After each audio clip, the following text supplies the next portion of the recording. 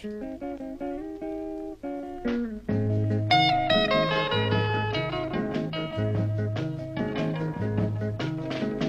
motema makasi boye bombelinga zemi ya sanza motoba nasuka wapi likama ya boye ngai mwana moto Joselina nakakemi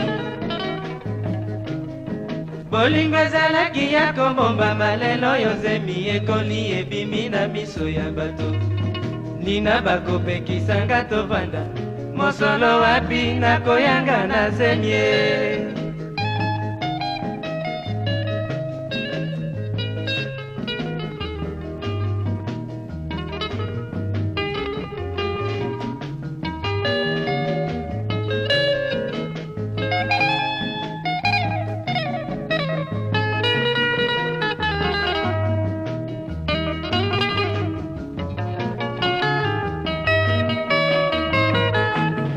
Yo motema makasi boye obombelinga zemi ya sanza motoba nasuka wapi likama ya boye ngai mwana moto Joselina nakakemi bolingo ezalaki ya kobombama lelo yo zemi ekoli ebimi na miso ya bato lina bakopekisanga tovanda mosolo wapi nakoyanga na zemie.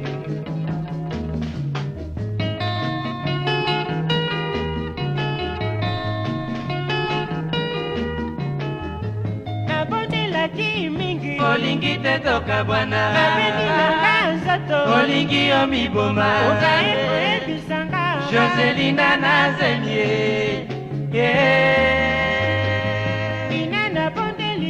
olingi te toka bwana olingi yo miboma Joselina na zemie okobanga nini mobali tokota tata nanga bokilo na yo mota mosolo akopesa mbongo tobokola koko na ye kolengalenga te polepole mama hata unipende inakuwa ndo maneno let's go pipi.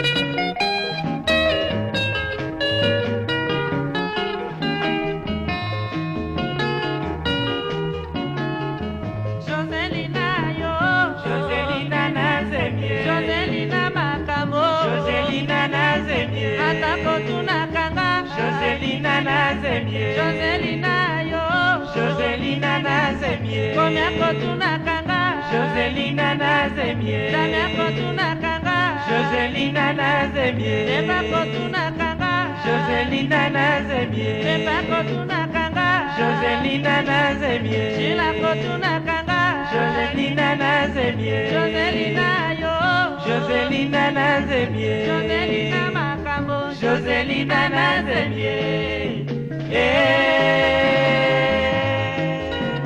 hapa unageuka mwezi jamhuri yetu mama.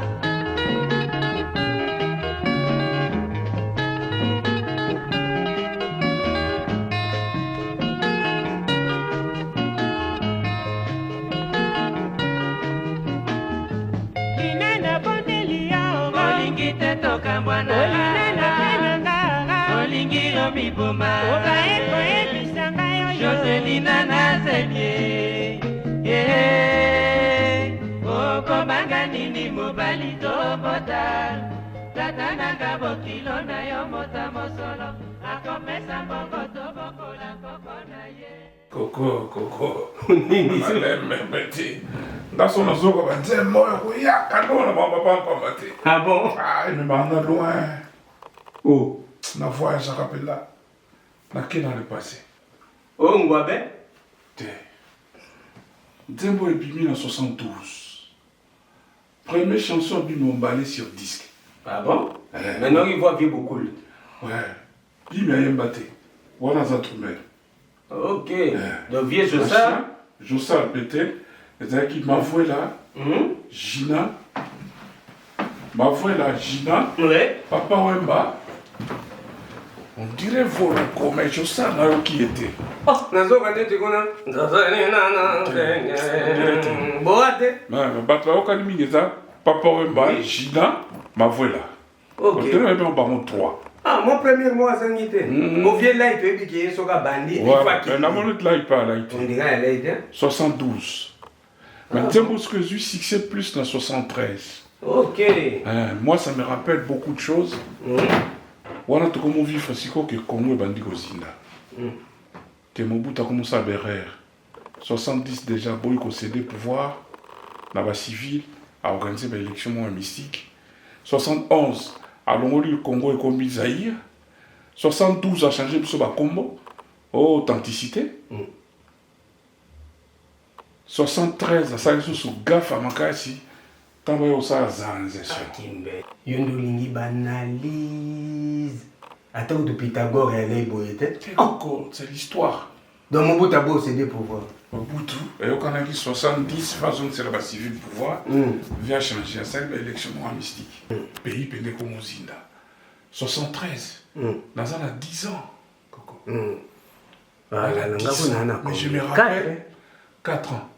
Dans un à 10 ans, tout le monde sentir maintenant qu'il crise de Zoya. Mais c'est quoi, un numéro historique dans Banda, dès un numéro dans Batongi, un city salon. 73. 73. Oh, bon? On a ça va 80. Non, 73.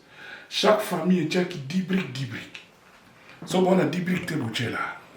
C'est quoi, consultation, on a un massacre, on va faire 10 briques. Voilà. Il y a toujours le problème à Congo. Les bateaux baka, diplômés, diplômés, vieux bateaux à boule, on a diplômés, mais regarde l'idée qu'ils ont eu. 73. Bateau à ça va briquer sans discussion, sans nini. Batonga c'est du salon. Première école secondaire là-bas. Première école secondaire là-bas. Première école secondaire là-bas. Ah bon? Mais ça c'est l'histoire. Hein?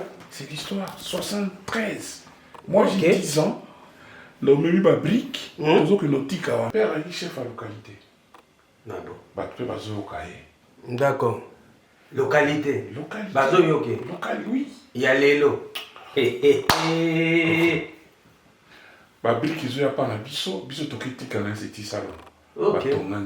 73. Internet est acté. Niveau de vie à l'intérieur. Mais ba sensibiliser. Ba sensibiliser Coco. Mais ngap souci nanga kimbe. Yo mutaba idée. Nani asalaki consultation bandale. Nano ka ba la misa to père le kui, père so non, père ba pied so ba ba. Allez bana pété puisqu'ils n'ont pas fait pour bailler bana.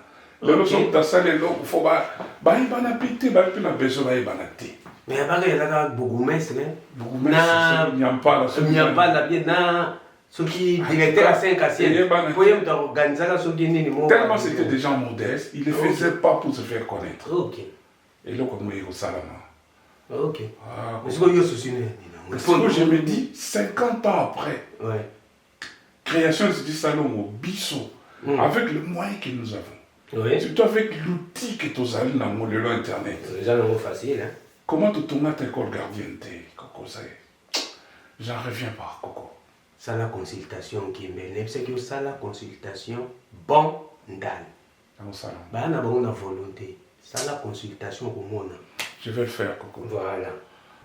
50 ans après, Bissot de tourner à ta école gardienneté avec Batunyo so banda la sala. Bah homme politique, bah grand artiste musicien, bah pas bambongo. Non, Coco, non. Consultation dans le salon. Moi, je vais demander le point de vue à Batoutou et je vais aller à Kin pour voir ce qu'on peut faire. Je vais aller à Kin.